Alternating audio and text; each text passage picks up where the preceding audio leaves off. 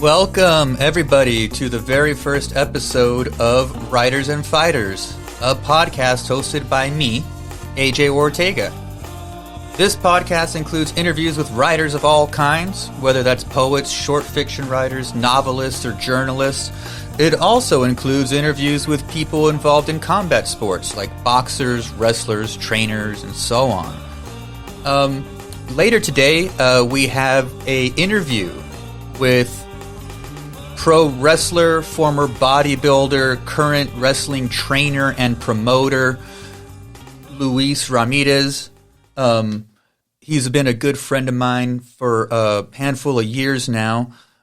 He's actually the one that got me into professional wrestling refereeing, which I've been lucky enough to do and help out with 5-Star Wrestling and their shows. So that's coming up in a few moments, but because this is a podcast centered on writers and fighters, it was a big fight weekend. Big fight weekend this weekend. On Saturday, that was yesterday, middle of the day, weird time. But Ryan Garcia and Cool Hand Luke Campbell card was on DAZN, and it was promoted by Golden Boy Promotions. And of course I tuned in. I tuned in because the headliner, Ryan Garcia, young Mexican-American cat, lightweight, undefeated, connected with Golden Boy Promotions, had Canelo Alvarez in his dressing room. He's tight with Oscar De La Hoya. So I definitely wanted to catch up and see how that fight went. And I watched the entire card. And there were some... it was a good card. It was a really good card. The opening match, the opening fight was actually Ryan Garcia's younger brother, Sean Garcia. And that match, while he won, he barely squeezed through it. He barely got through it. He's undefeated. That's only 6 fights. But Marquez gave him some trouble towards the end of that match, and he ended up winning by majority decision. Which is a tough one. Majority decision or split decisions show that at least one judge maybe saw it a different way, right? And then there was the argument of did he do enough? I think he legitimately did enough, but there was the argument of, hey, well, are the judges favoring him because his older brother, who's a total stud right now, is he getting preferential treatment because his older brother is main eventing? I don't think so. I think he won, but just narrowly, and the decision reflected that. The next fight was Raul Curiel, the Cougar, versus Ramses Agaton, who was a late substitution. I'm not entirely sure. I forget what happened with the initial fighter. But this guy was a true fighter. Not a great record. It's 22-13, I believe. So a journeyman record. A record of a guy that reflects his ability to jump into the ring at the last minute, right? I think he had a week or something like that. I think he had a week to prepare. Yeah, it was pretty brutal. In the first round, he was Agaton was dropped by Curiel with a body shot. And that body shot becomes important later in the card in a different fight. But gets dropped by a body shot, and so he gets up, but in the second round he's just charged, and it was stopped soon after by the referee. Then the next match was another. The next two matches featured another set of brothers, right? Sean Garcia opened, and then Ryan Garcia was going to close the night. But in between, there were Felix and Rene Alvarado, and they're actually twin brothers. Both super good, both super fan favorite type of style fighting. Very exciting, fighting in the pocket. Good chins on both of them. And so in that third match, it was Felix Alvarado against DJ Creel, and I forget, there was a title on the line of some kind. But this was the first few rounds of this one were really pretty intense. Creel goes down, I think, round 2 and 4. And he would have these moments where he'd get back up and he'd be kind of slow, and you're like, is his opponent going to go in for the kill? Is Alvarado going to knock him out?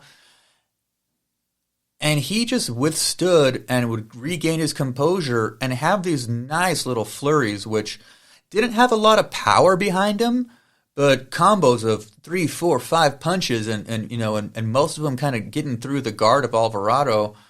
And so he still had fight in him. But around round 9, he's just getting eaten up. And then the fight does get stopped. In the 10th round. And Creel, it was heartbroken and stuff, but it was an amazing performance to be knocked down a couple times and still give this dude a legitimate fight. So it was an entertaining one. The next match was again the winner of that one. His brother is in the next one, Rene Alvarado, and he's fighting George Gutierrez. Both have great records.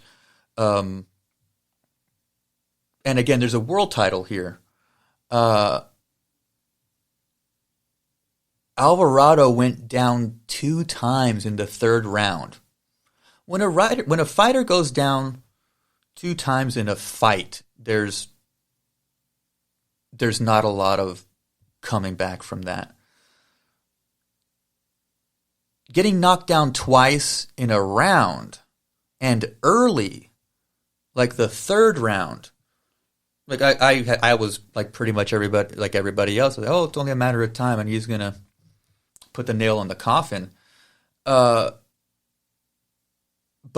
Gutierrez, because he had knocked down Alvarado a couple times, ended up gassing himself out in rounds like 3, 4, 5, and so because there was that round with 2 knockdowns, that comes out to a 10-7 round, which is a lot to kind of make up, even in a long fight. It's a lot of points to make up with the 10-point must system. And so by the time we start getting towards the end, Gutierrez knocks down Alvarado again in that last round, in the final round. And so, in the final 12th round. And so by the end of it, it ends up going to a decision. And it was a good thing that he had those big rounds. That I think the 3rd round where he knocked down Alvarado twice, and then the 12th round where he knocked him down once. Like, those are dominating rounds. But the other ones, Alvarado won a lot of them because the scores came out 113 to 112 for the new champion, Roger Gutierrez. And on the storytelling side of that, like, Gutierrez dedicated that fight. He said he was going to win for his mom because she had just died of cancer like a week or 2 before, or maybe not even a month before, 2 or 3 weeks. And so it's just a sad story, very tragic. But again, part of the story, and it was alluded to in the broadcast as well, that the very famous Mike Tyson Buster Douglas fight, when Douglas went over Tyson that time, that his mom had died just, I think, a week before, and he had dedicated his. He said he was going to win for his mom, and it's like, you go in saying, "I'm going to beat Mike Tyson, Mom." Like, okay, dude, but he did, right? And so there was a similar story playing out here. Yeah, and so that was really cool, really exciting. So the main event with King Ryan Garcia, it came in really showy, came out being carried on a throne with a freaking crown. I could say whatever I want about that, but people are paying attention to him. He is a Instagram and social media like superstar, right? He's a good-looking kid. He's kind of, his confidence, borders on cockiness, but that's part of marketing, right? And so I was curious because the consensus seemed to be that he was going to win, that Ryan Garcia is going to win. But Cool Hand Luke Campbell's no slouch. He went into deep water with Lomachenko. And, who goes 12 rounds with that dude? Right? Campbell did. I think he lost, if I remember correctly, there was a pretty big spread in the points there. But Lomachenko couldn't knock him out, right? And so here we are now, and he's in front of this young cat, this young hotshot, young Mexican-American guy, Golden Boy Promotions, and has really the promotion and the event behind him, right? But as much as I wanted Ryan Garcia to win, I was like, Luke Campbell's no slouch. Got to be careful. It's the fight game. Round 2. So the first round was feeling each other out. Campbell got hurt maybe once or twice in that round. And you see a preview of a left punch to the left hook to the body. Round 2,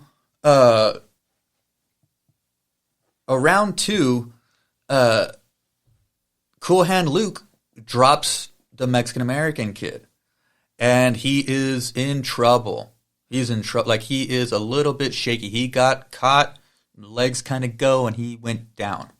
Got up quickly and recovered and all this stuff. But I think that was the test that everybody was waiting for.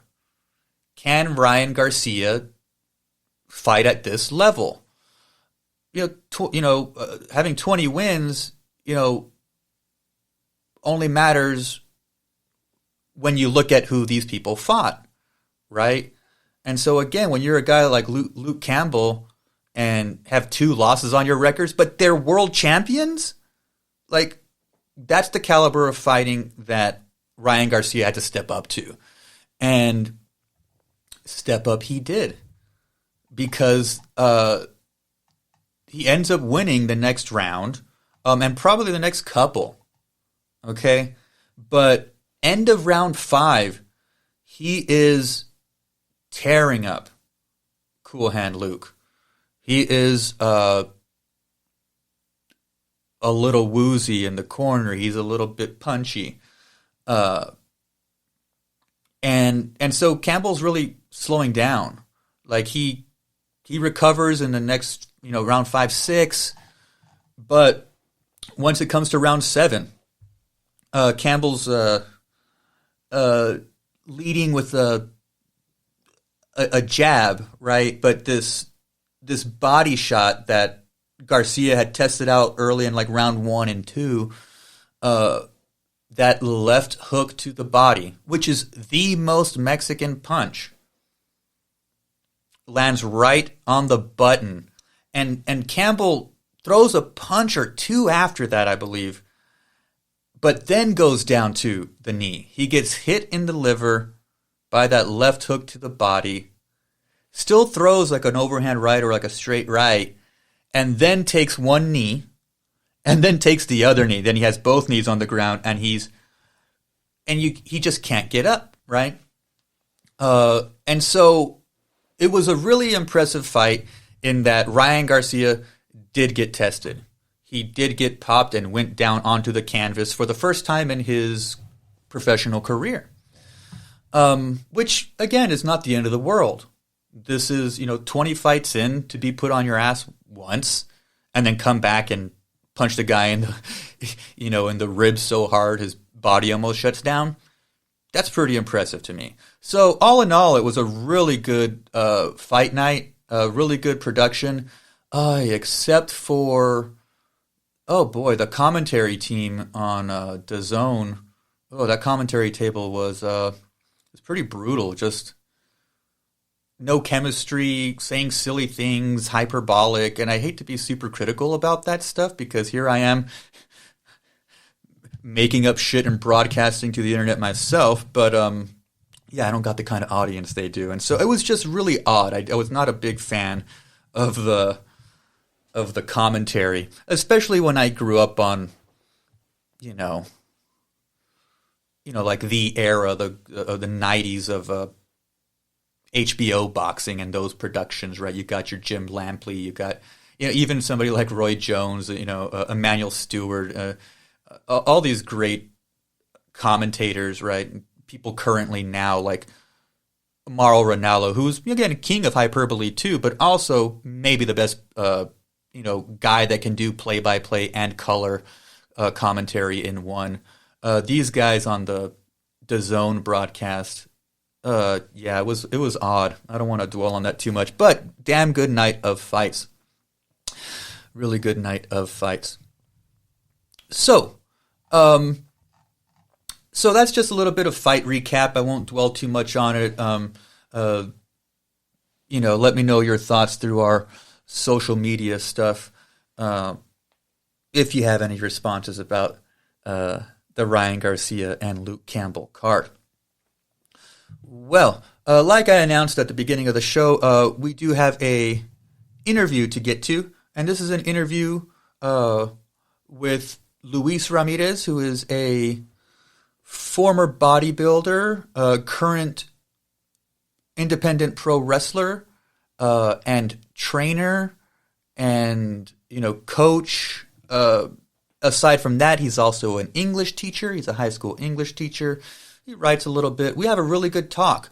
We have a really good talk about a number of things, but things that I wanted to ask Luis about in terms of the trajectory of his career. The ups and downs of it. What does the beginning look like? What are the high spots of your wrestling experience? And really great insights. And then we end up talking a little bit more about his, how he transitioned into training young wrestlers and coaching them, and promoting the organization 5-Star Wrestling and 5-Star Wrestling Academy.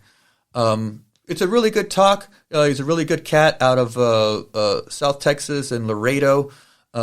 He's been really good to me, and I know he cares about both writing and fighting, so I thought he'd be a great guest. So without further ado, enjoy the following interview.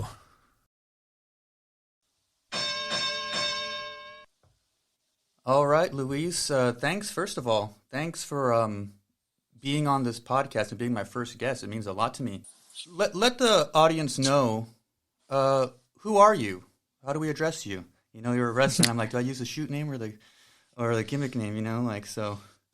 You must call me the Grandmaster Spartan. No, I'm just saying. Yeah, thanks for having me, man. I really appreciate it. I love doing these things, so it's nice to be thought of. You can just address me as Luis.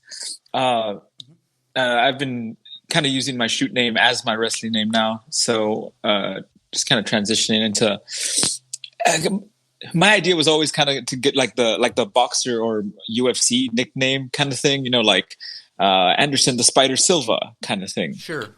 And that's what I always wanted. So but my trainers and stuff would never let me. They're like, nah, use a gimmick. And that's why I had the Spartan thing. Right. Cause it wasn't Luis Spartan Ramirez. That's not how it was. You were just Spartan, right? Yeah. And that's what I had always wanted. And I was just never really in a position to demand it, you know? Oh yeah, sure. Again, you're at the discretion of the people who train you and have been around longer, have your best interest in mind, and things like that. Yeah. So I guess let's rewind a little bit then. Let's talk about the start of you getting into pro wrestling. But I do know that you have a background in bodybuilding. Which one was first? Bodybuilding, actually. Okay, so let's start there. Tell me a bit. Yeah, I have a little bit of a sports background. I played a little bit of football in high school. More than anything, it was more of a personal goal. I grew up a really nerdy kid. I still am. I'm still a super geek. You know, I'm a huge Star Trek fan. Always have been, and so like I'm a huge sci-fi nerd. But I grew up in kind of like the stereotypical, geek you see on TV, like overweight, glasses, Star Trek, Star Wars, video games kind of thing. You were overweight? Yeah, I was. A chubby kid? I was a lot. You know, I was only about, let's say, 5'3", 5'4" growing up, and I weighed close to 200 pounds. So, yeah, at my heaviest. And then puberty hit, and I lost like 60 pounds and ended up at my lightest at like 128, I think. In that featherweight range, man. Yeah. And then, so I kind of joined football after playing video games. Actually, I played the NFL 2K games on Dreamcast, and I kind of fell in love with it, and I gave it a shot. And so played football in high school for a year. Played an exhibition game with a semi-pro team. Oh, nice. But as far as wrestling goes, like I was always a huge fan, but like never in my wildest dreams did I even have the dream of being one. Like you see these guys like Hulk Hogan and Macho Man, which is one of my idols still in the wrestling world, and they're just these monsters of men. And so like even Shawn Michaels is as a small guy at the time, he's like my definite wrestling hero, was like 6'2". And he was considered small, and so never in my wildest dreams did I even think that I even had a shot, like at the time. And you were around, the smallest guy was Rey Mysterio at about my height, 5'4", 5'5". Right. But you always knew he was something special and not a norm, like the chance to be the next Rey Mysterio was like, anomaly. It's like saying I'm going to be the next Michael Jordan. That's just not gonna happen. Yeah. So like it was never a thought in my head. But to get back to your point, I was doing bodybuilding for a number of years, and in 2010 I finished my last one. I was actually nationally ranked, and I could have been able to compete at like the Arnold Classic and all those things. But honestly, I was drained. I wanted a pizza. I wanted some fucking whiskey. Like I was in college. I was like a senior in college, and I was like, I don't want to go through my last year depriving myself of all of these things, sacrificing that for the image, for the body. Yeah. And I was always like, I'll come back to it. But right after that, Laredo Wrestling Alliance was running shows, and I stumbled on him on Facebook. Actually, my friend Bonchis did. I don't know if you remember him. I know. Yeah. And he was like, "Hey, let's go check out this show and let's ask them what they require for training." And I'm like, "Yeah, all right, dude, sure." And so we did. And by how old were you? I was probably 25. Okay. Yeah, I'm going on 10 years. So yeah, I was 25. It was my second year of teaching high school. At this point. And so we went, and I added one of the guys on Facebook, and I was just like, "Hey man, like, what do you need to do to train? Like, what do we pay? Where do we sign up?" And he was like, "Dude, I just saw through your profile. You're former bodybuilder, just come on down. Like, we will train you for free. We're building up our roster. Awesome. Come to this place on Tuesday and try it out. Yeah. And so I did, we went to this house, and it's in the backyard in the ring that I still train in today. And it was just probably like 23 of us, from all walks of life, maybe 2 or 3 athletes, a lot of dads, a lot of guys that used to do backyard wrestling. Probably half of us had no business getting into the ring, but it was something kind of special, like everybody united in this cause to change Laredo wrestling. I like that you bring up the idea of like uniting for this like cause, right? Like that, we imagine, wrestling, pro wrestling as, this piece of theater, right? And there's several acts, right? And it's like, okay, this opponent versus this opponent, who wins? But we really, I think, sometimes we lose sight that it is a collective thing. And I've been lucky enough, thanks to you and Ben Bones, of bringing me on board as a referee for 5-Star Wrestling and getting me in there like that. And really, after first show or two, I realized like, oh, like it does take all these moving parts, right? And so that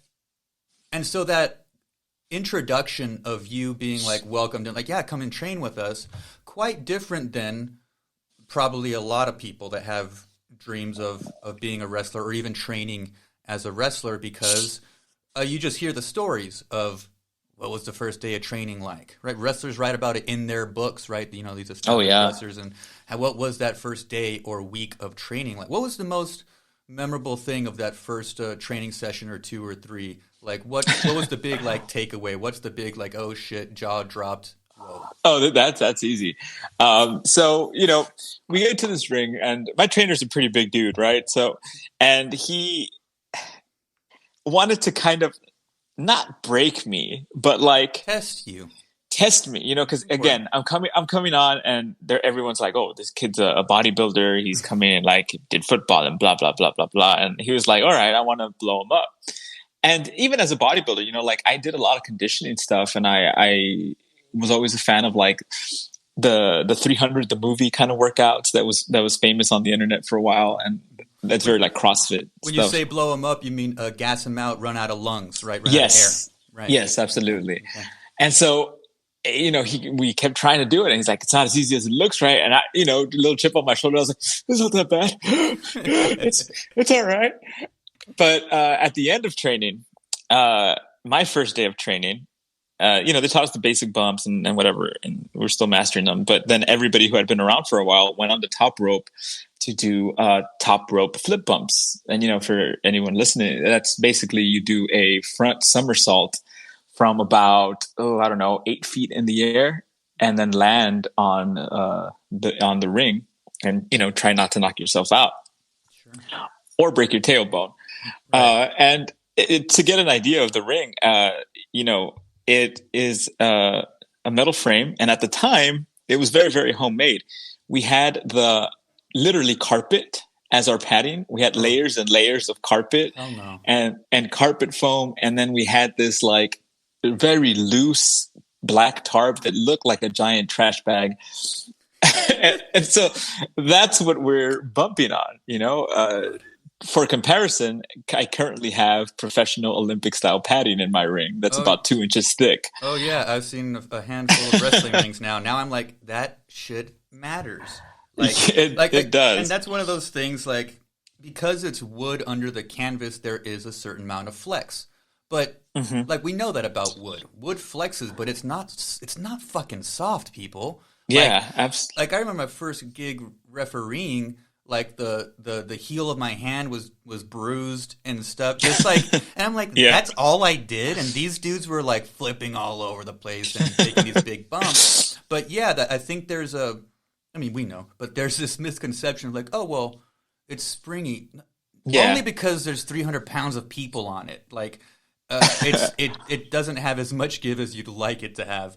Absolutely. So yeah, I think that's an important thing. And then again, for it to be a very thin pad and again carpet that is already very compressed. That's just barely in and bed. it's compressed. It's wet from the rain because this is outdoors, right? And it's Laredo, so it's like wet, and then it's 110-degree heat, and so this is what we're bumping on, right? And at the end of the training, my trainer says, you two guys don't have to do this. This is your day, and I'm like, badass. I am terrified of heights. I will get to it later. But my friend says, okay, I'll do it. Oh, great. And if one of you does it and you're in front of 20 other guys, you have to do it too. Especially you, again, because you already saw they are already kind of zeroing in on you, for better or worse. Yeah. I mean, either to wash you out or to get you on board, right? Yeah. And so he does it, and he's one of these guys that as a kid would like run into walls, So he's got no fear. He climbs up, he flips, and he's like, that was badass. Again, I'm terrified of heights. So like I'm on this top rope and I'm trembling. And I'm like, I hate you. Now I have to do this flip on my first day.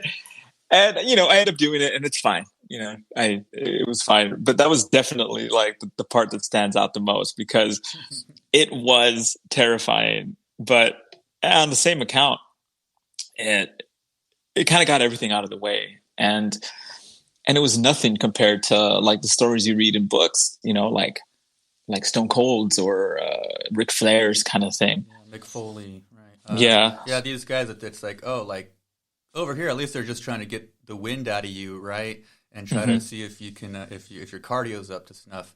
But taking liberties with people in terms of like impact and punches and forearms and things like that on day one, it's like, yeah, that's kind of rough. That's just hitting a dude, and so there and again, those stories still exist and with good reason. It's not an easy gig, right? And so I understand where that impulse comes from, for sure. Like anything else, the cream will rise to the top. Yeah. You mentioned it a little bit. Go ahead. No, I was just going to say and that was kind of the whole, going back to the whole united under the cause thing. Like my trainer underwent the old school lucha libre thing where they beat them up the first day. They made them bump on concrete. And then they made them bump on like a layer of padding still on the concrete or on just dirt. And then after months, they would let them in the ring. And he did it, and he finished it. But then after that, he was like, if I ever train anyone, I'm not doing that stuff because it's kind of pointless, Wow. That's interesting. And, Laredo historically has been a very lucha libre town, being on the border of Laredo and Mexico.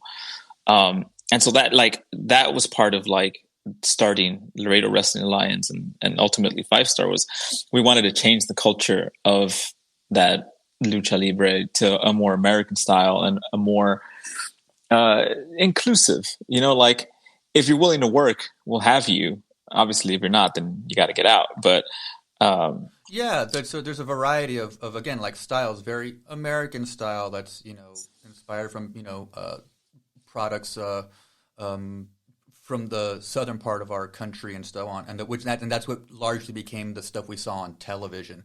But then there's lucha stuff, and then there's stuff more mat-based chain wrestling kind of style. There's Japanese, and so that's good that you were part of consciously part of that shift, right? This shift of like, oh well, we're on the border.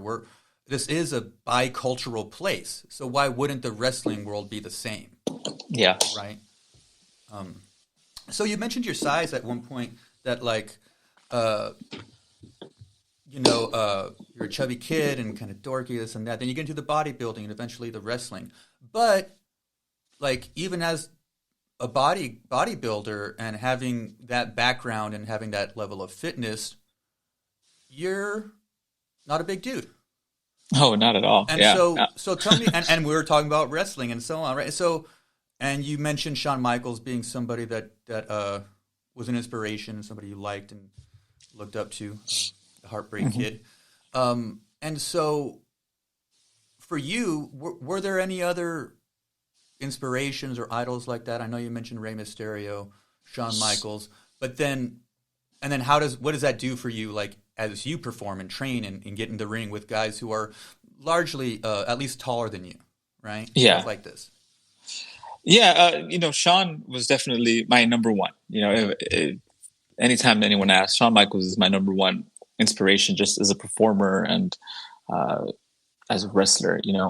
But once I started wrestling, like guys like Eddie Guerrero, Dean Malenko, Daniel Bryan, a little bit later on, really, really stood out.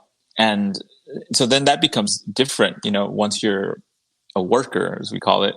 Because now I'm looking at them as almost notes, like I'm looking at the stuff that they did and things that I could do. Because, I was 25. I wasn't 17, 18 like a lot of the kids that start out. And so I'm already conscious of some of my limitations.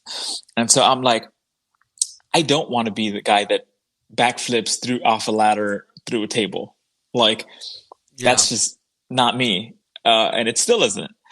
But being a small guy, that's kind of expected of you. And right, that you're going to be thrown around, right? Like that. I mean, that's part of. It's like, okay, well, that just kind of makes sense. If you see it visually, the bigger dude would be able to, handle this person, and so thus you start being the one that falls off the ladders and into tables and stuff. Yeah, and so like.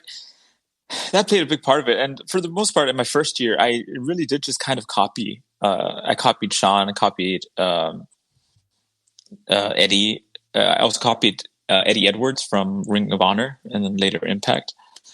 Just kind of copied their stuff and eventually figured out, like, obviously, like, I'm not Shawn, so I'm not going to copy some of the mannerisms, not going to copy the moves.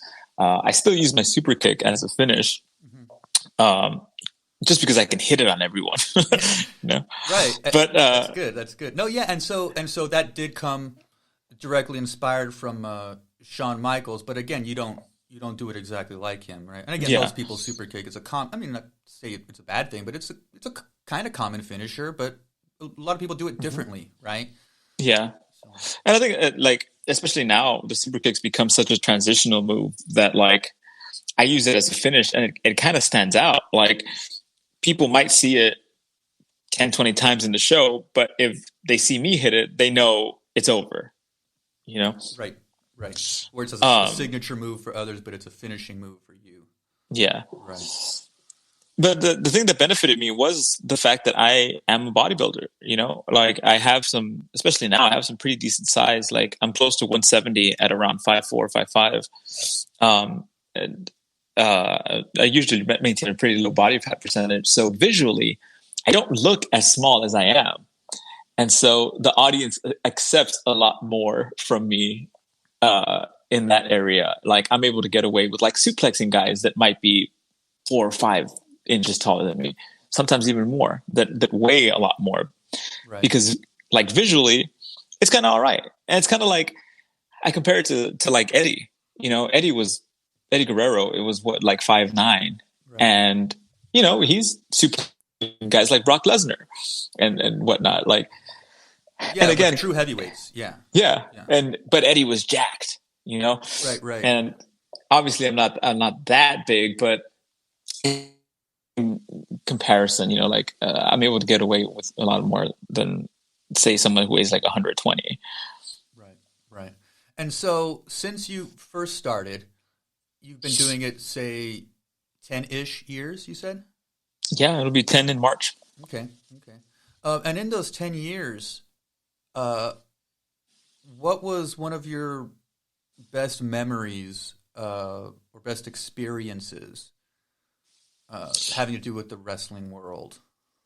It's got to be the SmackDown appearance. That's my number 4 on my bulleted list here. I don't script this. I only have like a handful of bullet points. But yeah, the WWE spot with the Ascension, I believe. Yeah. Tell me about that. Oh, that was a hell of a day. So like I mentioned earlier, I'm a teacher, right? So I'm working till 4. Yeah, you're an English teacher, and we'll get to that towards the end of the podcast. But yeah, you are an English high school teacher, correct? So WWE's in town, and I had just bought tickets, like maybe during that day, like during my conference. But at my old school, I had no cellular service, right? So I get out at 4 and I get into my car, and all of a sudden I have like 20 missed phone calls, 50 missed texts, and it's my promoter, Ray Chavarria, and my friend George, the guy that got me into the business, just being like, answer your fucking phone. And so I call George, and I'm like, dude, what's up? And he's like, hey, I need you to get down to the arena. We're going to be on SmackDown. And I'm like, shut up, dude. Like, that's not even funny. You know, like, that's not a rib. Just, what do you need? And he's like, I am absolutely dead serious. I need you to go get blue tights and get to the arena now. We have a tag match against the Ascension. And I'm like, oh, you're serious? It's like, yes. So now it's like a cartoon. Like, I'm speeding home. All my shit's packed away. Like, so I'm throwing things out of drawers looking for those blue tights because, you know, we got a match. I go to the arena in like my teacher outfit still. And I'm just like, oh, hi, I'm an extra. I'm looking for John Cone. And they're just like, nah, through that door, kid. I'm like, okay. Hey, you know, kid, like, you lost. Yeah, seriously. And funny enough, like, security is not very tight when WWE comes to town. Like, they didn't check any credentials. I was just like, hey, I'm looking for John Cone. And they're like, yeah, through that door. Oh, wow. Oh, okay. So we get there, and I meet up with Mad One, George, and Road Dogg, who's our agent for the match. And they're like, hey, kid, we needed small people, so they called you. And I was like, awesome. Here we go, right? There we go, right? Therein lies the conversation about size and so on, because even those of y'all listening that may not be plugged into the wrestling world, if you just Google like WWE The Ascension, you'll see these giant monsters, okay? These guys with like red and black paint and shit, you know. So, and quite big dudes, like big super heavyweights, yeah. And and so they're like, all right, let's come to the ring, whatever. You know, they did the whole physical fitness test, blah, blah, blah, sign the waivers. Physical test, sign a waiver and it'll be okay even if you failed it. Yeah, basically. And so we go to the ring, and man, it is so surreal. You know, like we didn't walk down the ramp that first time. We kind of came in through the side, but everyone's in that ring. We got Big Show, we got The Miz, we got Roman Reigns, we have the girls like Sasha Banks wasn't on the main roster, but she was there. Like Paige, Natalie, like everyone's like going through their matches, and like me, and I'm in like a school polo and khakis, and I'm there with Road Dogg. And how much earlier before the show is this? This is probably like at this point, it's probably around 5, and the show starts like at 6, 7. Depending, I don't remember if they were doing main event or whatnot that day. And this is still when it's taped, you know? Right. And so, you know, he's just like, all right, well, we're going to do this. But he's like, basically, you're just going to stand on the apron and get punched. And I was like, okay. You know, like, and inside I'm like, man, can I like come in and eat a boot to the face or something? But like, what am I going to say to Road Dogg? You know, like, right, completely different world, right? In terms of like, hey, I want to get my stuff in, and how about we try this? And it's like, oh no, you were invited to be fed to these guys, so you just have to smile and nod. Yeah. And I'm just like, man, I know I could have taken a better bump, but whatever. It's cool. Like, I'm just happy to be there, you know. And and that's it. We walked through the match. And it's so funny because, like, typically in Laredo, and this is part of like what coming back to like the whole changing the culture thing. Like, when they would come to Laredo before and needed extras, they would fly or drive talent from like San Antonio, Austin, sometimes even other states. Right. And this time they called our local promoter and got us in. So they're, you know, a little wary, and they're like going over this like 2-minute match over and over and over and over. And they're like, you got it. And I'm like, I am just standing on the apron and getting punched. I got it. I got that. Yeah. I got it, man. You know, like, and they're just like very cautious about it. But that's definitely the coolest experience, you know, like being backstage and like we were having lunch at catering, and the cast of Total Divas was there, and they were like cool as shit. Seth Rollins and Joey Mercury sat with us, and they were going over their shit. That's so cool. That's so great. Yeah. So that was like after you, and so after you'd knocked out the match again, a little 2 minute, again enhancement spot on Hmm. SmackDown, right? You said, Yeah. yeah, it was SmackDown, and so after that, once you guys take your beating and then get back into the back, how does that go? How do you and George Mad One feel and talk, and how does that come down? Oh man, like we're trained to be professionals at all times, like, and I've always taken it to heart. And I'm huge in buying in. You know what I mean? Like when I was in football, buying into the mantras, when in training, buying into it. So like I was pretty composed. Met Triple H, met Dusty, met Regal, and I was cool. It was a cucumber. Right. George is a little more nervous, but he's still very, very professional. But I was like, I'm good. Like I'm emotionally fine. So like, but it was cool. Like we come back and everybody is so nice. Like, you often hear horror stories about WWE, but everybody was really nice. They're really thankful. They're like, oh, thank you for coming out. Triple H thanked us for it. Like he came up to us and was like, oh guys, thank you for being here. Thank you for blah, blah, blah. Go to catering, do this, like stick around, watch the show, hang out. Wow. And cool. Yeah. And it was just like, oh my God, Triple H is like in my list of top 5 guys of all time. And he's coming up to me and thanking me. Like, what? Wow.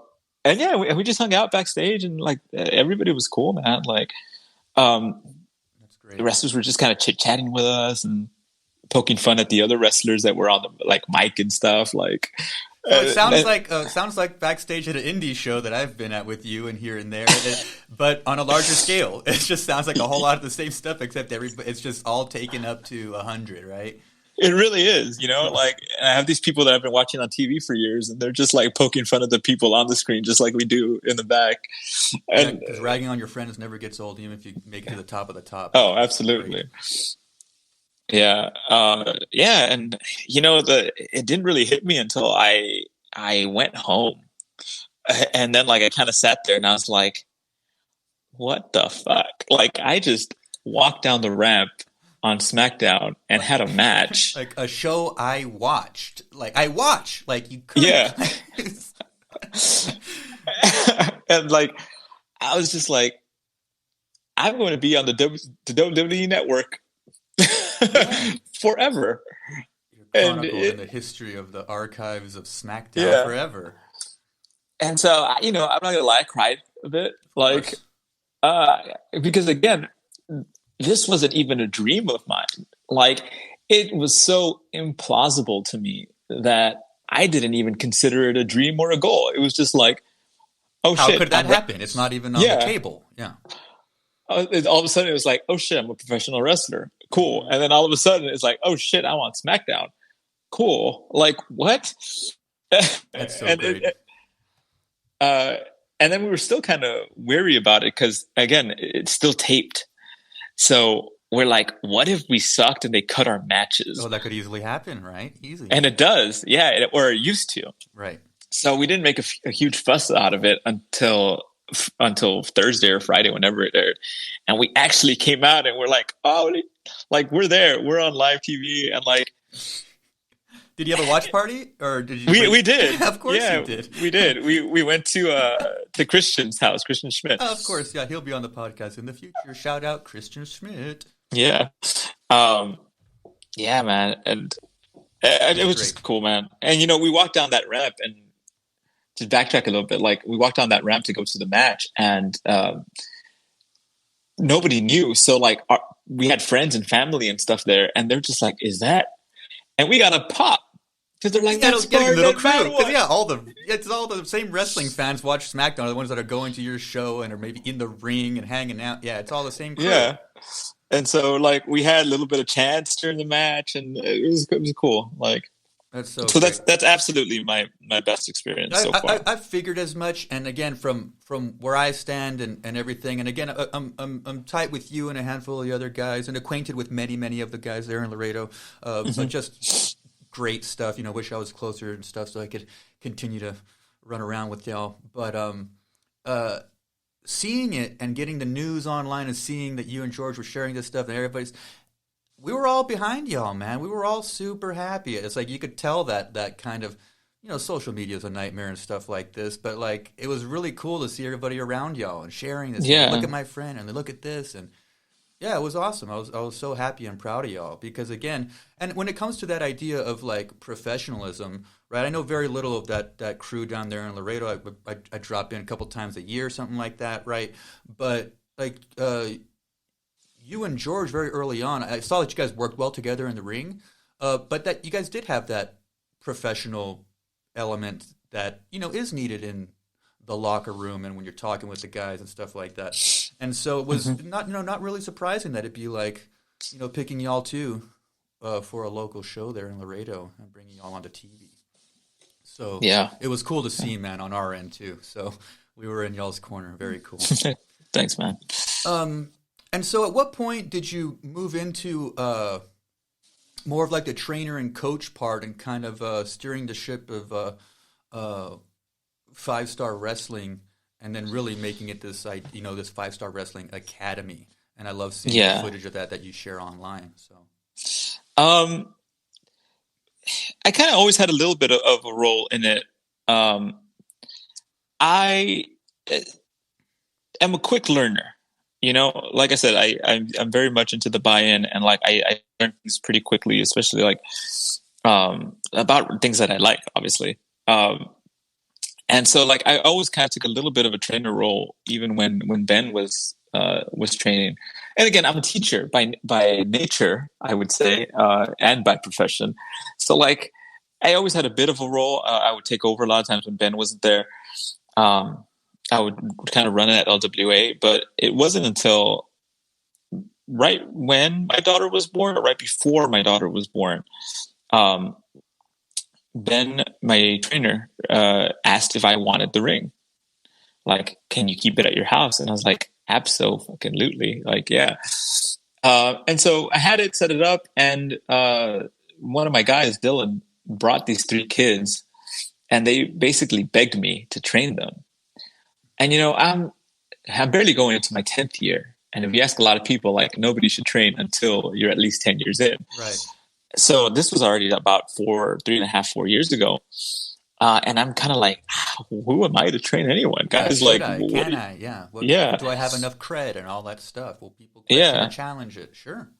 But at the end of the day, like, I talked to a couple of trainers. Some of them said no. Some of them were just like, do it, but just know the responsibility that you have. Like, these are your guys forever. Like, you're responsible for them, how they act. Like, make sure you train them right, and blah, blah, blah. And at the end of the day, my decision came to on 2 fronts.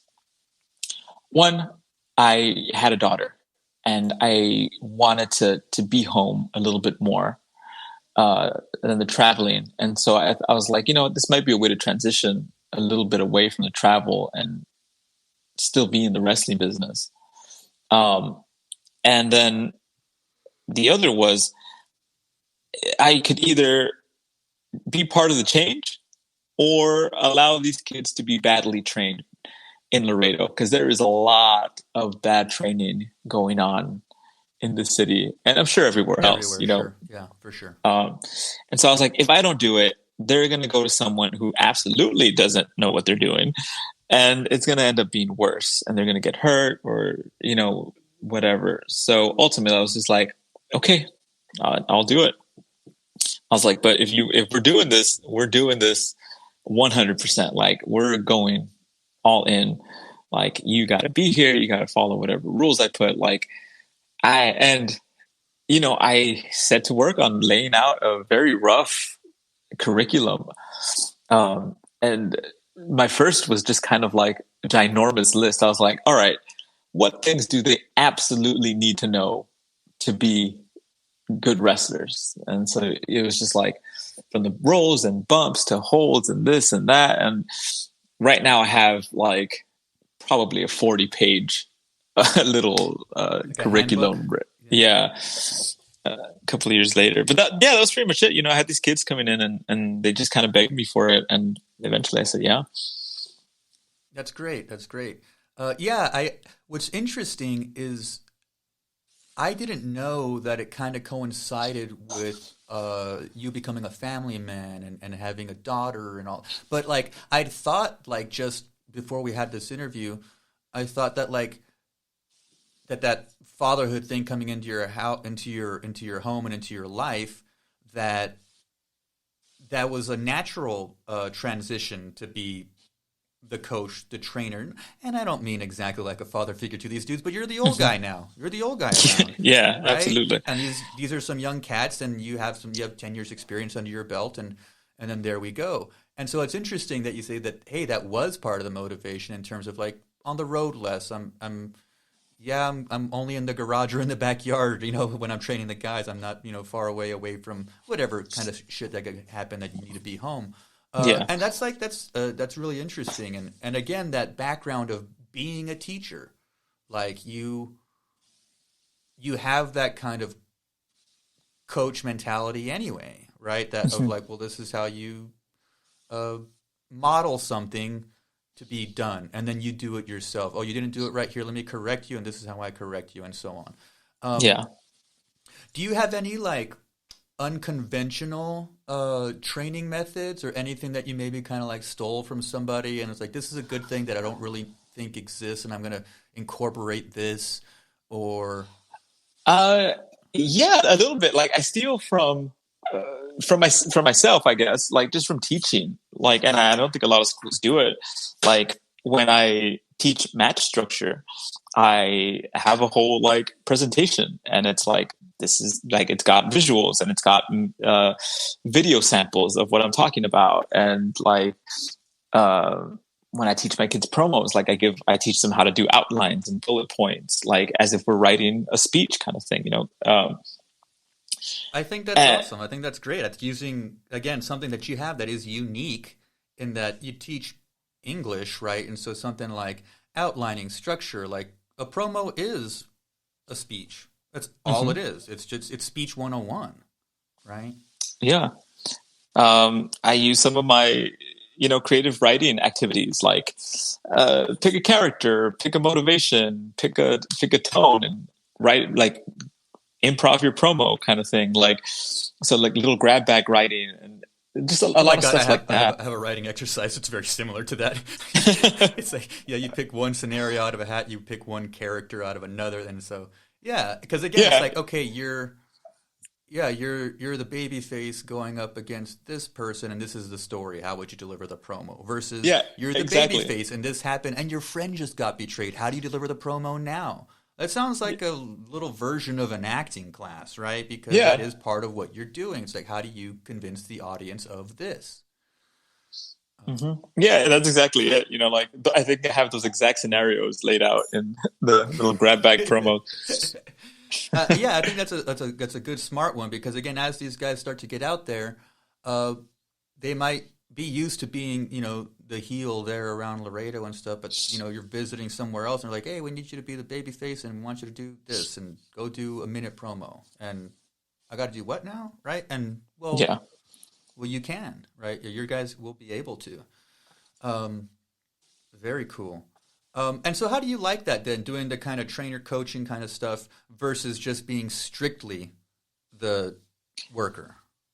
I honestly, I really, really love it. Like, and I didn't think I would as much, but I love it, and I think I want to do it as long as I can. And definitely after I'm done wrestling, I want to continue it. I've put a lot of time and money and effort into building what I have. And even though it's run out of my house, like I have more resources for my kids than a lot of the proper wrestling schools do. And proper in air quotes. Right. And eventually I would like to own a building and whatnot. I can train them fine here. Yeah, I think people don't understand that there's like, it's like, these wrestling promotions and putting together a product like this is that they're hard endeavors, and again, you go into the hole to buy equipment and stuff like this, and you're using time and energy and all these kinds of things. But it's I think that idea of like the caliber of the training that you're going to get, like you can get some really good, quality training with the right atmosphere and stuff like this. And indie wrestling is so like punk rock, like DIY, like, just like, we're just like, I've been at shows. It's like, well, who's bringing we need somebody who's trailer and let's go help. And it's just like, it's always like it can be like, well, we need to call on people to help us out. And we're making a lot happen with very little is what I'm trying to say. Can you ask your dad for the speakers? Oh, that kind of shit. That kind of shit is just so great, And I'm like, that's how these things happen. And so when you pull stuff off, and again, I'll never forget. I think it was it was Ben after first show I worked with y'all. He came in. He's like, "Good job! Like nobody got hurt, and everybody went home happy. We did our job." And I was like, "That is such an insightful, smart way to look at like what just happened." Because it was chaos, right? But it's like, oh no, like we pulled it off. People laughed and cheered and booed and did their thing, ate their popcorn, and that's what we do. That's the gift we give them. Yeah. And those shows that you've worked with us, like that's probably my second favorite experience in wrestling, which is running those Lucha at the Library shows. Oh, what a great annual program you guys have there. Yeah, and just having those kids that might not have another opportunity to be exposed to it, just cheer and boo their heads off is amazing. And I will say also, I do love that it's I like all sorts of wrestling, but like I love the sensibility of the family-friendly product. And so just a little bit of background, the Lucha at the Library show, how many times have you guys done this every year? About 4 or 5 times now? We did it 5 times, and then we had to cancel this year because of the... Yeah. And so this is a show that 5 Star Wrestling puts on at the Laredo Public Library once a year. They have author... Javier still going with y'all? Yes. Yeah, Javier Garza, right? Yes. Javier Garza, a good Mexican-American writer, has some children's books. And so this big event is centered on the books at the library, but there's a ring at the library. Then there's a show where guys are body slamming each other and the kids are going crazy and they have books in their hands. It's one of the coolest experiences I've been a part of. Like that's such a great, it's the funnest thing. It's the funnest thing. And so I think that's a great angle and an important one because I'm like, kids need wrestling and kids need to read, period. Yeah.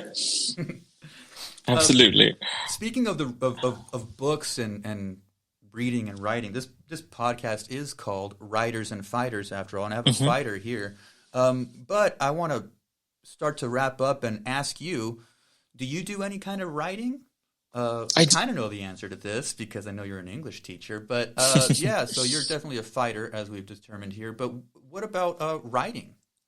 I do. I obviously don't get a chance to write as much as I would like, but I do like to write fiction. I have a bunch of unfinished stories, as I'm sure a lot of us do. Yeah, join the club. I actually had a little writing group during the start of this pandemic that we were just writing little short stories. I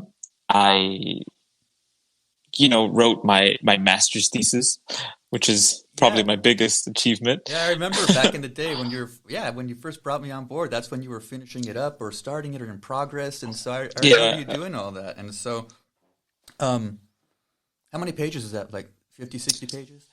97. Look at you writing a real master's thesis. Yeah. And again, this is not an academic podcast, but really quickly, what was the theme or the topic, I should say, thesis rather? I'm an English teacher and getting all confused. What's the word for the thing? What was the argument? What were you trying to prove? Yeah, my topic was the function of hope in 1984 and young adult dystopian literature. And essentially, I argued that hope is has a huge function in dystopian lit, from being weaponized to just kind of centering the whole thing. And I use people like Aristotle and Saint Aquinas to create a framework for hope. And then I analyzed 1984 and the Hunger Games and a few others under that framework that I created. That's really cool, man. I dig that one. Yeah. The idea of hope. Yeah. That's a good one. And also, that's how much, as you were writing that, how much did you think about the idea of hope in the pro wrestling world? It's funny. It's hero shit. It's hope is. It is. It's so much that shit. I mean, I use Aristotle when I write about wrestling. I'm gonna have to use some of that stuff too. Yeah. A lot actually. Like, in my rough drafts, I called some of the stuff like hope spots, and I was like, I know I need to take that out. I would leave it and just put a footnote. And yeah, I should have, right? Yeah, but it was essentially that, like that was a big part of the framework that I created. I was basically saying, like, these ruling parties give these protagonists hope spots only to tear them down, and then went further in the analysis and whatnot. But that's good, man. But wrestling was definitely in the back of my mind in there. Right, because it has to do with storytelling, right? And it's like it's all about storytelling, and we just have the physical stuff in front of us. That's again, which makes wrestling quite different, is that it's live and in front of you. But it is the fundamentals of storytelling once you strip all that stuff away. It is, and I think that's it's one of the hardest things to teach as a coach, and it's one of the hardest things to convince people that don't like pro wrestling about. Because a lot of them are so focused on it's not a real fight. Well, no, it's not. It's a story. Sure.